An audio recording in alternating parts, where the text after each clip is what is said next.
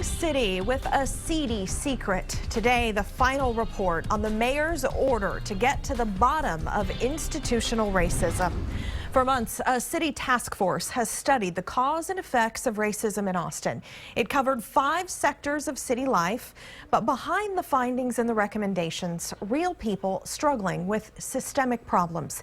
KXAN's Gigi Barnett talked with 2 of them in light of what the study reveals. Gilbert and Jane Rivera bought their home in East Austin back in 1983. The price tag, $39,000. Today, the same house could go for more than $1.5 million.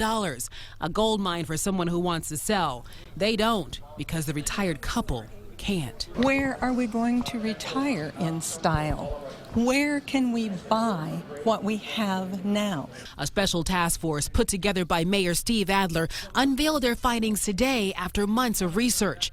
Inside, a wide range of topics from education to healthcare, law enforcement to housing. Brand new McMansions and condos right next to near historic, smaller houses. Every time I see a home bulldozed down, I see a grave. Councilwoman Ora Houston says it's a dilemma that the city has been locked into for decades, and that just as the study says, some of the discrimination is backed by city policies. People with power and privilege and entitlement, they don't understand all of the things that the system has put in place to inhibit their ability to be successful. Some of the recommendations include starting a fund to create at least 400 affordable housing units.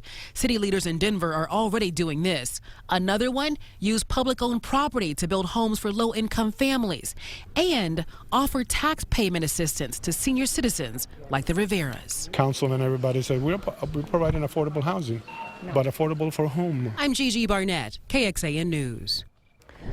A big part of the report looks at ways to eliminate institutional racism in education. The plan calls for a focus on 4 areas: representation in hiring, curriculum, and accountability.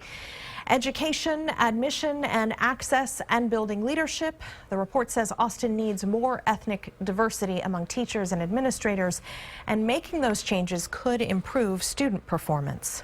A special task force reveals its findings in a report sparked by 2 high-profile police cases. In it, 5 aspects of life and how they're impacted by citywide systemic racism. KXAN's Gigi Barnett delves into the report and looks at the next steps for city leaders. Every time I see a home bulldozed down, I see a grave. A fresh grave. East Austin homeowner Gilbert Rivera says it happens every time he gets a new neighbor, one who wants to build a fancy home right next to the one he's owned since 1983. His property taxes are now sky high thanks to gentrification. The working poor that are the ones that are being driven out. His problem is one in a slew of issues released in this report on citywide systemic racism. It covers topics from education to healthcare, law enforcement to housing. Mayor Steve Adler ordered it back in November as the city was dealing with 2 use of force cases, the Breon King arrest and the shooting of David Joseph. There have been opportunities that have been available to me. It would be different if I was coming in as an African American. City Councilwoman Ora Houston says it's a dilemma the city has been locked into for decades. And as the study says, some of the discrimination is backed by city policies. They don't understand all of the things that the system has put in place to inhibit their ability to be successful. Some of the task force recommendations: recruiting more teachers of color in the city, offering other alternatives to jail time for some misdemeanors, and giving tax payment assistance to senior citizens like the Riveras. Council and everybody say we're providing affordable housing, but affordable for whom? On Thursday, the City Council will vote to adopt the task force's recommendations, and then they'll turn them over to the city manager so she can begin looking at ways to begin them. At City Hall, I'm Gigi Barnett, KXAN News.